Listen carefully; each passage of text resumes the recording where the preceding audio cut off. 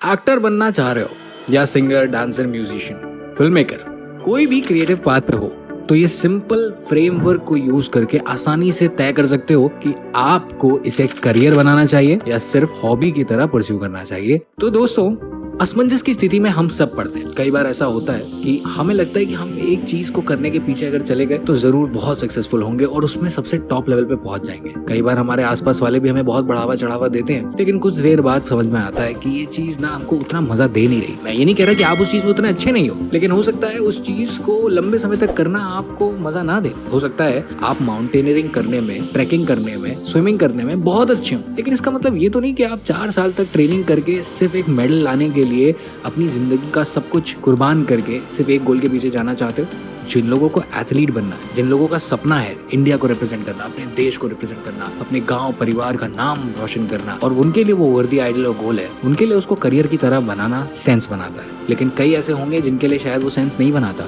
पर वो किसी न किसी डिल्यूजन या भ्रम में रह के अपनी लाइफ का कीमती समय, अपनी जवानी उस अननेसेसरी गोल के पीछे को परस्यू करने में लगा देते हैं और वेस्ट करते हैं। इस गोल को आप सही तरीके से एनालाइज कर पाएं कि क्या वाकई आपको अपने ड्रीम को एक करियर बनाना चाहिए या फिर एक हॉबी की तरह परस्यू करना चाहिए, depending on your situation and preparation. मैं जो फ्रेमवर्क आपसे शेयर करने जा रहा हूँ ये मैंने एक्टर्स के लिए बनाया था, because I myself an actor, एक प्राइवेट वर्कशॉप के लिए, but this is applicable for multiple use cases, so tweak it as you may please and drop the comments below so I know कि आपको सबसे ज्यादा useful क्या लगा। So let's start.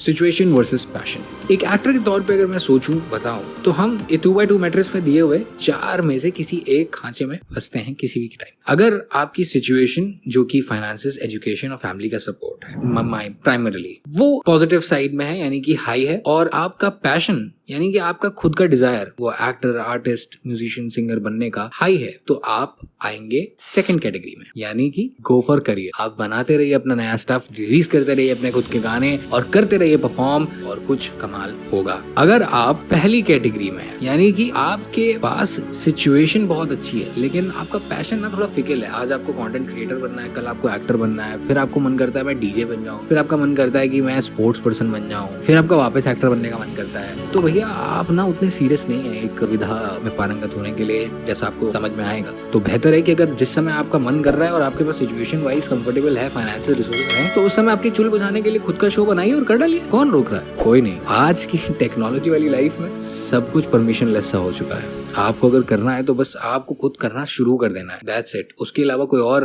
Resistance, hindrance है ही नहीं। अगर आपकी सिचुएशन कम है और आपकी पैशन की मात्रा भी कम है, कि ना तो सपोर्ट है घर से और ना ही आप अच्छा करते हो या आपको करना का उतना मन करता है, बट पता नहीं क्यों आपको लग रहा है आजकल कूल है, सब कर रहे हैं तो कर लेना चाहिए, इसलिए आप करना चाह रहे हो, तो भाई छोड़ दो, दूसरों को मौका आने दो। क्यों भाई, क्यों लाइन आगे बढ़ा रहे हो? मुंबई में वैसे ही स्ट्रगलर्स की इतनी भीड़ है, एक के बाद एक ऑडिशन के बारे साथ चप्पू बन के खड़े हो जाते हैं। पढ़ाई नहीं कहीं करनी, किसी ने बोल दिया भाई हैंडसम दिख रहे हो, स्मार्ट हो, जाके कुछ नहीं करना तो एक्टर ही बन जाओ, चले आए मुंबई में, लाइन बढ़ा रहे हैं। हमारे जैसे लोगों को जिनको लाइन में लग के रहने तक, जब तक हमारा नंबर आता है तब तक कास्टिंग डायरेक्टर ही तक थक जाता है कि वो बाहर से जयराम जी की कर लेता है। तो भैया रहने दो, आप कोई ऐसा चीज पकड़ो जिसमें आप वाकई पैशनेट हो, जिसको आप लिमिटलेसली कर सको। अगर उसके लिए आपको कोई पैसा ना भी दे तो भी आप वही काम करते हुए पाए जाओ, तभी पैशन की मात्रा मायने रखेगी, राइट? और फिर आता है आपकी सिचुएशन लो है और आपका पैशन बहुत हाई है, जो कि अमूमन 90% केसेस में होता है एक आर्टिस्ट के साथ, स्पेशली कि पैशनेट तो बहुत है, जिद्दी बहुत है, कुछ करना है बड़ा और इंटरेस्टिंग, लेकिन अफसोस